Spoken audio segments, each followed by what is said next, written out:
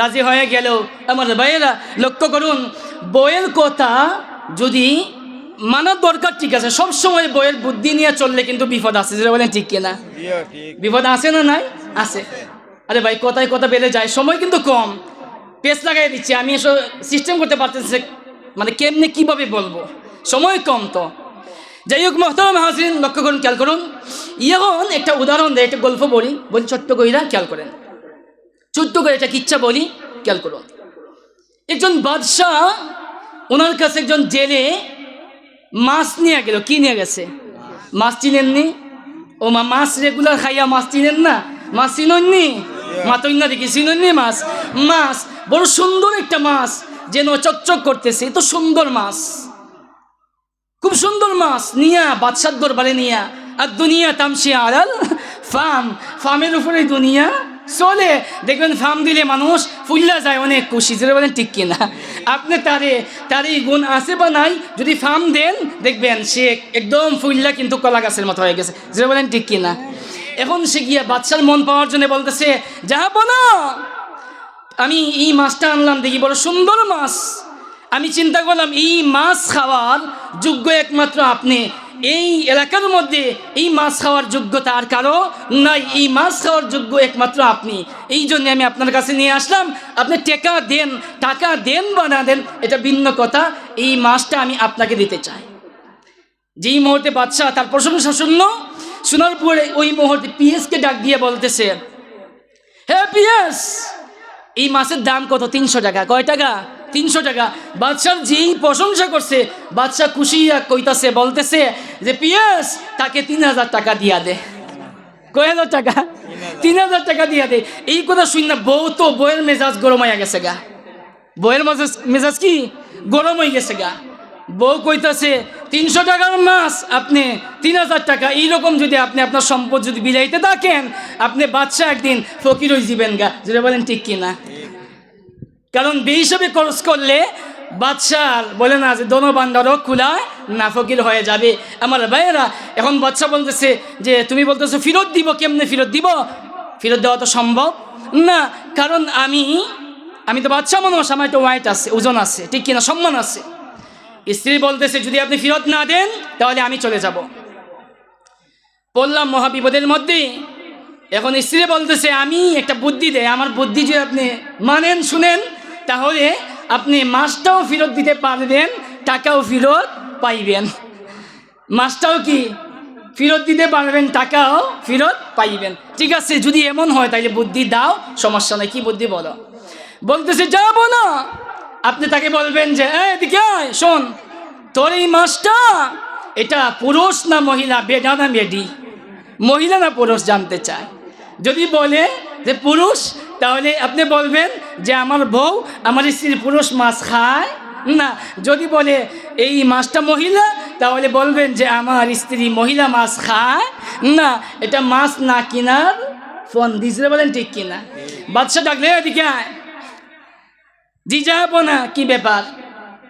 বলতেছে এই মাছটা, জিজ্ঞেস করলাম না, এই মাছটা জানার দরকার, বড় সুন্দর মাছ, এই মাছটা পুরুষ না মহিলা, বেটা না বেটি, পুরুষ না মহিলা জানতে চাই।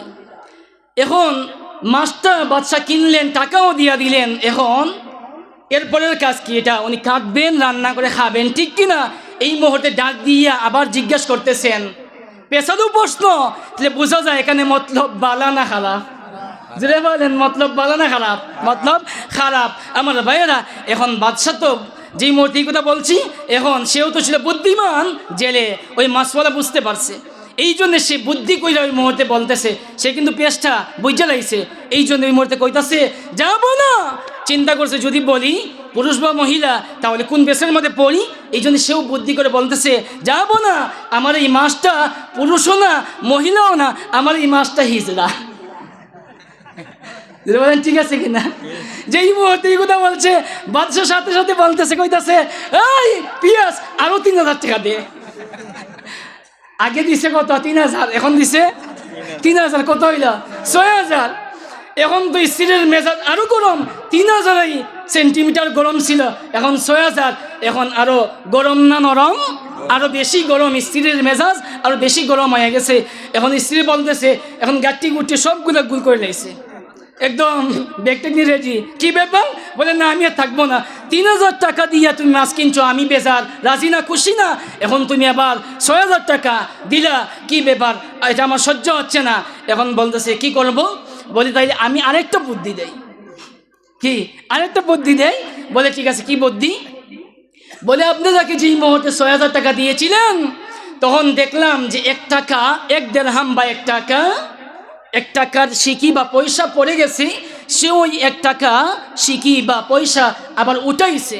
আপনি বলবেন যে এদিকে যেই মানুষটাকে এত টাকা দিলাম, 1 টাকা মাত্র, এক দিরহাম বা একটা সিকি পয়সা পড়লো, তুই এই পয়সা উঠাই নিলে, তোর মতো এমন কৃপণ, তোর মতো এমন বকিল রে, বকিলের কাছ থেকে মাছ কিনতে চায় না, তোর মাছ তুই নিয়ে যা, আর আমার টাকা আমার ফেরত দিয়ে আলা।